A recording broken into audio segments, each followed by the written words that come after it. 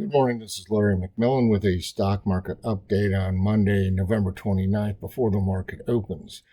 Well, we certainly had a very negative half-day session on Friday when the market collapsed on fears of the new COVID variant. Call it Omicron. So it has changed some of the technical indicators because we broke down below 4630 on SPX, and that sets off another confirmed McMillan volatility band sell signal, but also establishes a resistance area between 4630 and 4700. It also changes the SPX chart to a neutral status, so it's no longer bullish and we're no longer holding a core bull position because of that. SPX would have to return to new all-time highs above 4705 before we would reinstate a bullish status on the S&P chart. Realized volatility has begun to climb, and if it climbs a little bit more, we'll have a realized volatility sell signal as well. That would occur today on a close below 45.75. Below here, there probably should be some support near the old highs around 45.25 to 45.50. And we'll see if the bulls can gather themselves at that point. Overnight, there's a decent rally going on, a rally of about 40 points in the S&P futures. So it does look like some traders who perhaps were not in attendance on Friday have a little more bullish attitude about things this morning. Equity-only put-call ratios remain heavily on sell signals. They're beginning to climb sharply, but they have a long ways to go before they're going to give buy signals. Market breadth has been terrible all the way along, and it was already oversold heading into Friday, but as you know, oversold does not mean buy. And so the breadth was terrible on Friday, so we're now in a very, very oversold state in our breadth oscillators. But they won't give buy signals until we get like 2 or 3 days of positive advances over declines.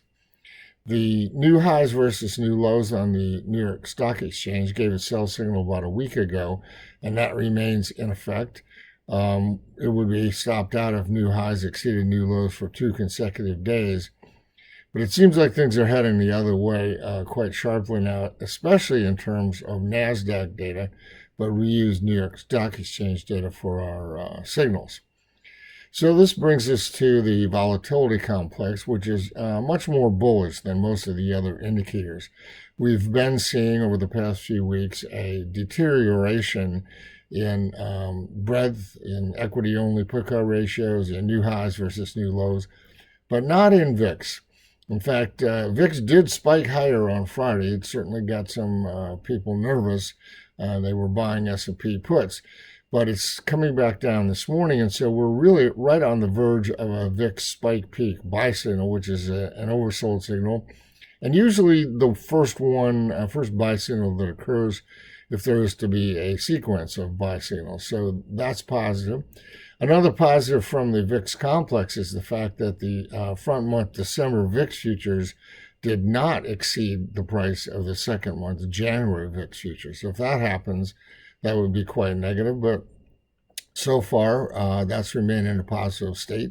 And the term structure of the VIX future slopes upwards from here as well.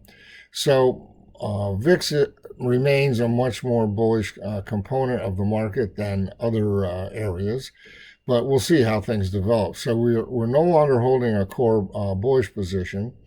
And in fact, we're holding several bearish positions in line with sell signals that have occurred. And we will continue to add things as signals are confirmed along the way. Just one other quick note. On Martin Luther King Day in 2008, the market was closed and the S&P futures traded down the limit, which is 70 points, which was a pretty sharp decline.